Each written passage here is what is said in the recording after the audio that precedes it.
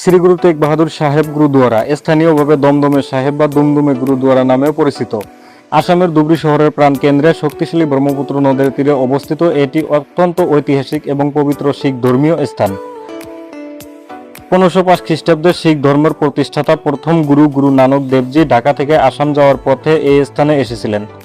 এখানে তার সাথে আসামের মহান বৈষ্ণব সাধক ও সমাজ সংস্কারক শ্রীমন্ত শঙ্কর দেবের সাথে ঐতিহাসিক সাক্ষাৎকার হয়েছিল। 1700 শতাব্দীতে শিখদের নবম গুরু গুরু তেগ বাহাদুর সাহেবজি এই স্থানে আসেন এবং গুরু নানক দেবজির স্মরণে এই গুরুদুয়ারাটি প্রতিষ্ঠা করেন। মুঘল সম্রাট আওরঙ্গজেবের নির্দেশে রাজা রাম সিংহ যখন আহোম রাজা চক্রধর সিংহের বিদ্রোহ দমন করতে আসেন, তখন গুরু তেগ বাহাদুর জি তার সাথে ছিলেন।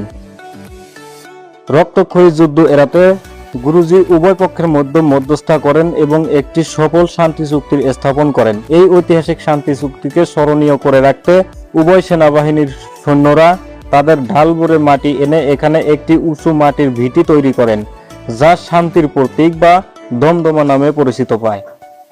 ধুবড়ীতে অবস্থানকালে গুরু তেগ বাহাদুরজি পাটনা থেকে তার পুত্র গোবিন্দ রায়ের জন্ম সংবাদ পেয়েছিলেন।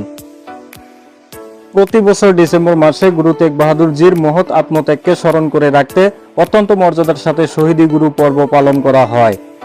এই উৎসবে ভারত ও বিদেশের বিভিন্ন প্রান্ত থেকে প্রায় 50,000-এরও বেশি ভক্তরা এসে সমবেত হন।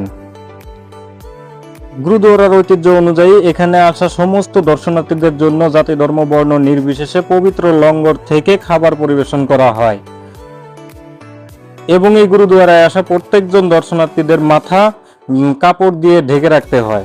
আমার এই ছোট্ট ভিডিওর ইনফরমেশনটি আপনাদের যদি ভালো লাগে অবশ্যই ভিডিও বেশি বেশি করে লাইক, শেয়ার ও কমেন্ট করতে ভুলবেন না। আর হ্যাঁ, ভিডিওর মাধ্যমে যদি কোনো ভুল হয়ে থাকে অবশ্যই কমেন্ট করে জানাবেন।